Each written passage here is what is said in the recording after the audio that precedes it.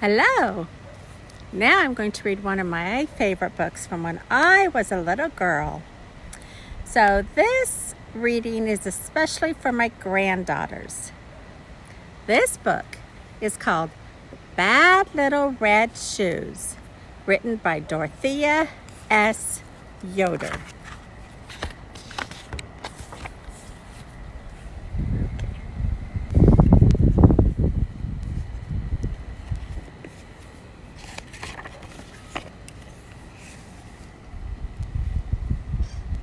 A pair of bright red shoes waited on the floor near Penny's bed. Oh, there they are. On a chair was a new red dress which her mother had made for her. It was a special dress and a special pair of shoes. Next day was the first day of school, and Penny was to wear the shoes and the dress for the very first time. Oh, how exciting. It's always nice to have new clothes. Oh, didn't turn pages. Penny was dressed by the time her mother and father came into her room. The pretty red shoes made her toes feel all twinkly. She twirled round in front of the mirror, watching her shoes move and her skirt spin about her legs. "Oh, I just love the new shoes you bought, Daddy, and the dress you made for me, Mother. Thank you." Soon, she was off to school. The first day of school passed quickly. Penny loved her teacher, and she was happy that two of her playmates were in the same room. They lived close enough to school to walk home together. It was on the way home that one of the girls said, "I'll race both of you to the vacant lot down the street." "No," said the other. "You know we aren't supposed to go that far." "I will," said Penny. "I know Mother said not to go there. But my new shoes can run fast. And besides, we aren't babies anymore." So two little girls raced down the street, laughing and running. It felt good to run in the red shoes, and Penny liked her shoes better and better. After the race, Penny ran home and found her mother sweeping the steps. Penny began to tell all about her first exciting day at school. "The teacher called me a little red bird," she said. She and her mother laughed together. Then Penny's mother noticed that Penny's belt was missing. "Oh dear," said Penny. "Where could it be? It must have fallen off during the race."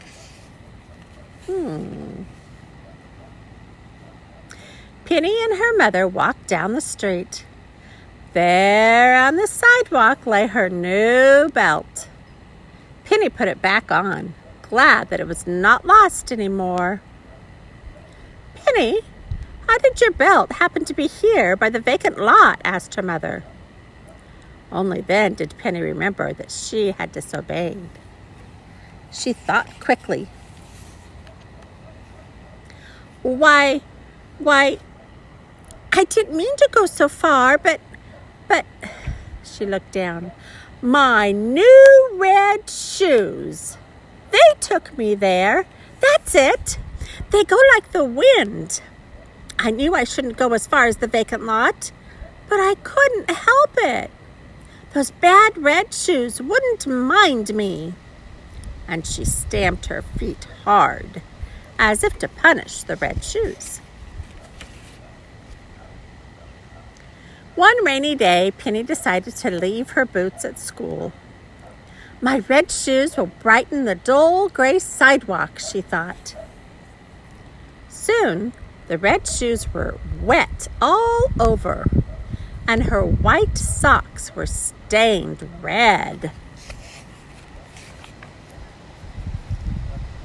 When Penny reached home, she pulled off her raincoat and hat and hung them up.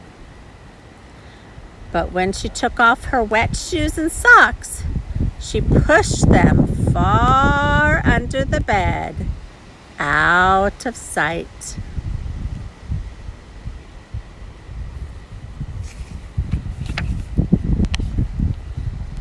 Later, her puppy found one of the socks and dragged it into the kitchen where Penny's mother was cooking supper. "What are you playing with, puppy?"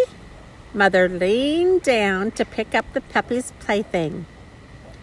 "Why, it's one of Penny's socks, and it's wet. I wonder how that red stain got on it." "Penny! Penny, where are you?" "Here I am, Mother, playing with my dolls." "Come here, please," Mother called. Penny was so busy that she'd forgotten all about her wet shoes and socks. And she was so surprised to see her sock that she forgot to tell the truth. I was going to tell you, Mother, I tried to get my boots on at school, but my red shoes began to kick and kick, so I couldn't get my boots on. They are bad shoes when they don't mind me." "This is the second time they've disobeyed," Mother said slowly. "What do you think we should do about the bad little red shoes?" Penny was glad that her mother seemed to agree that the shoes were to blame. "I think those bad red shoes should be punished," Penny answered. "How should they be punished?" asked her mother. "Why, I think they should be put away where their bright red won't show for a whole week." Penny felt good now about saying the shoes should be punished.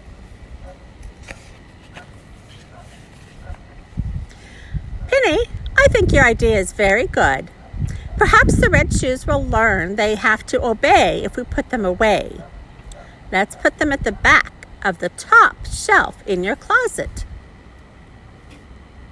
So together, Mother and Penny got the shoes and put them on the top shelf in Penny's closet and closed the door.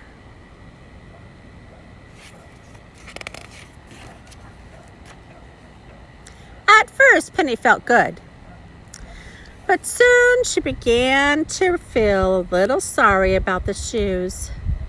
She remembered how pretty they had looked in the sunlight. She remembered how dressed up they had made her feel. Next day, she wore her old brown shoes to school.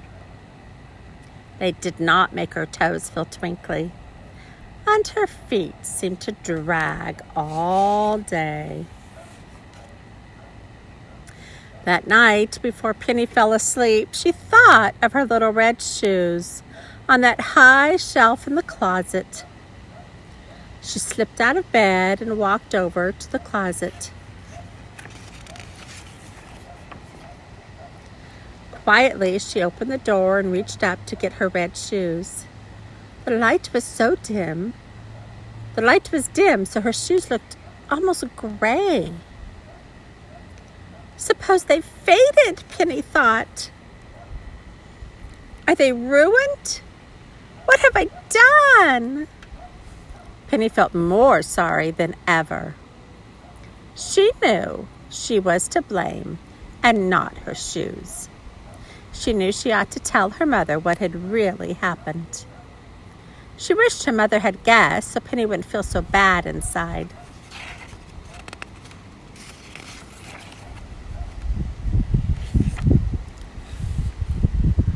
By the end of the week, Penny could keep quiet no longer. She told her mother and Daddy that she was the one who had disobeyed and not the red shoes. "We're glad you know this, Penny, and have told us yourself," said her mother. "It's better to tell the truth, isn't it?" We know you feel easier inside now. You'll enjoy wearing your red shoes again. Would you like to get them off the shelf and have them ready for morning? Penny ran to the closet to get her shoes. She remembered how gray they had looked. Now they were bright again in the light. As she got in bed that night, Penny's smile grew brighter and brighter. Almost as bright as the good little red shoes snuggled in beside her.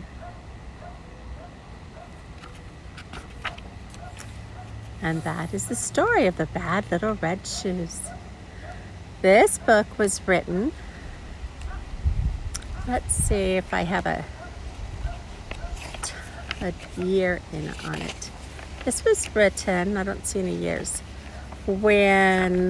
copyright 1969. And back then you could buy books that were also on records. So this book has a record with it too. I hope you enjoyed The Bad Little Red Shoes.